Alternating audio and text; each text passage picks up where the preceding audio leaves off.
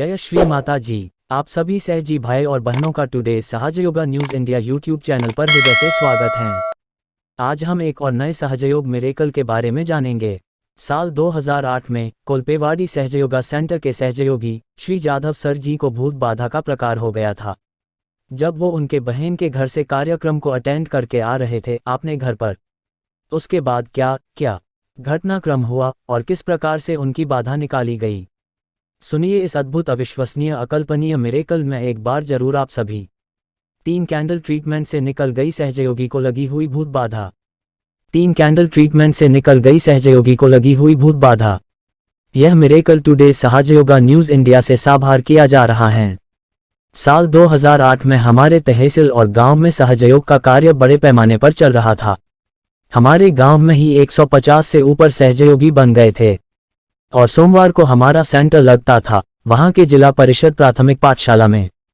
Sugar factory में permanent role पर काम करने वाले हमारे सेंटर के श्री जाधव सर, उनकी पत्नी और बच्चे भी पिछले कुछ महीनों से अपना आत्म साक्षात्कार प्राप्त करके सहजयोग करना प्रारंभ कर दिए थे और वो शुगर फैक्ट्री के पास बनी हुई कॉलोनी में उनके फैमिली समेत रहते थे और उनके आजू बाजू में भी अब कई सारे सहजयोगी परिवार बन गए थे।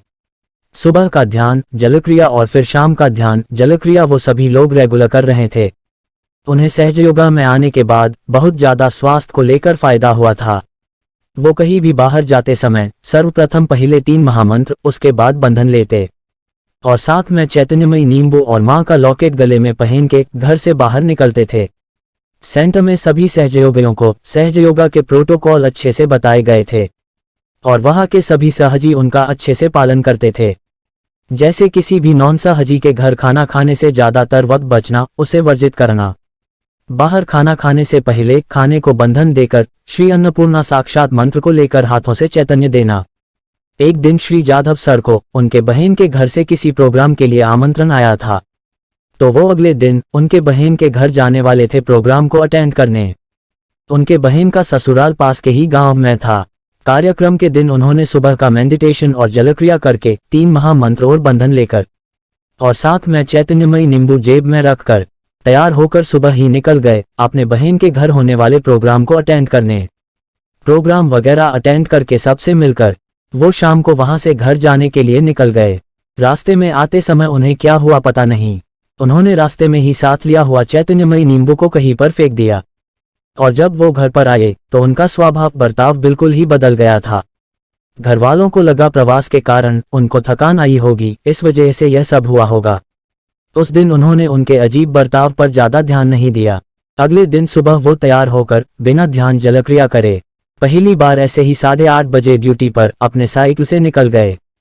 उनकी पत्नी और बच्चों को अब उनके ऐसे बर्ताव पर थोड़ा सा शक होने लगा। जब से वो उनके बहन के घर से आए हैं तब से उनके भीतर बहुत ज़्यादा परिवर्तन आ गया था। शाम के 5 बजे काम पर से छूटने के बाद वो अपनी साइकिल चलाकर लाने के बगैर उसे अपने कंधे पर उठाकर घर आने लगे। पड़ोस के रहने वाले लोगों ने उन्हें पूछा कि भैया साइकिल को कंधे पर उठाकर क्यों लेकर जा रहे हो। उन्होंने बोला कि साइकिल के लॉक की चाबी गुम हो गई। जब वो घर पर पहुंचे इस हालत में, तब सबने उनसे वही सवाल पूछा कि आप साइकिल को कंधे पर उठाकर क्यों लेकर आए हो। तब उन्होंने वही बताया कि साइकिल के लॉक की चाबी गुम हो गई और जब उनके पत्नी ने उनकी जेब की तलाशी ली तो उनको जेब में ही लॉक की चाबी मिली और उनका बर्ताव अब किसी मानसिक रोगी जैसे हो गया था। वो अब सबसे कम ही बातें करने लगे थे। उस दिन रात को खाना वगैरह खाकर घर के सब लोग सो गए और रात के करीब 2 बजे श्री जाधव सर उठकर सबको जगाने लगे। बोलने लगे, उठ जाओ, खाना खा लो, हम सब लोग मरने वाले हैं। ऐसी बातों को सुनकर घर के सभी लोग डर गए पूरी तरह से।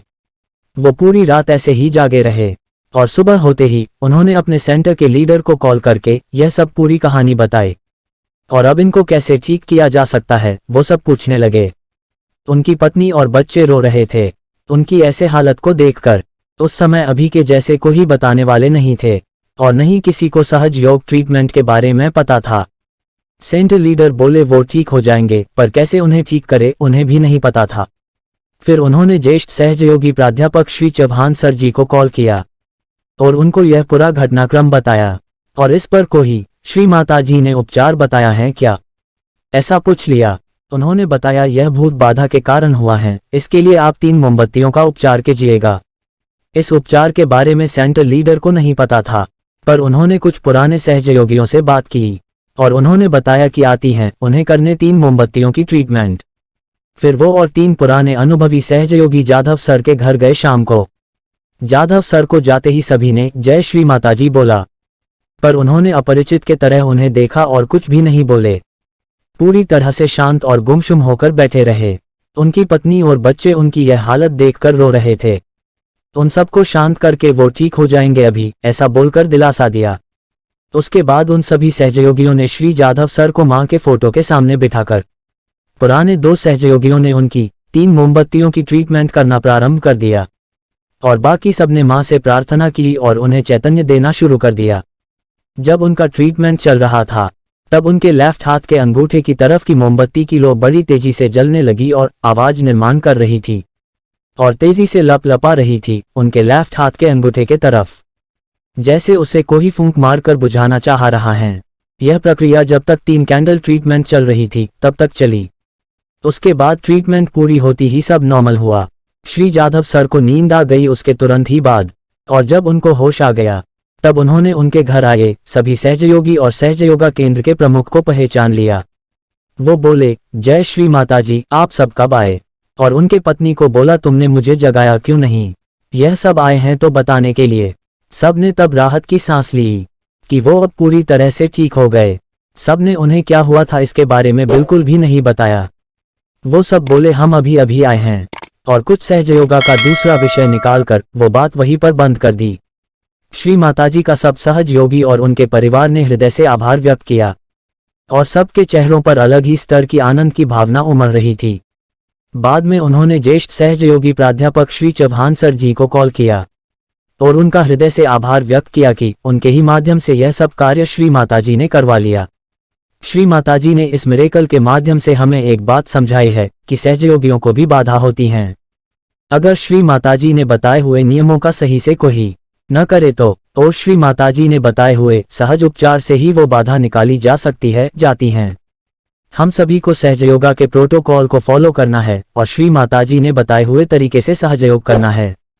श्री मां के अनंत आशीर्वाद और प्रेम विश्व के सभी सहयोगियों पर बना रहे, यही शुभकामना है। जय श्री माताजी।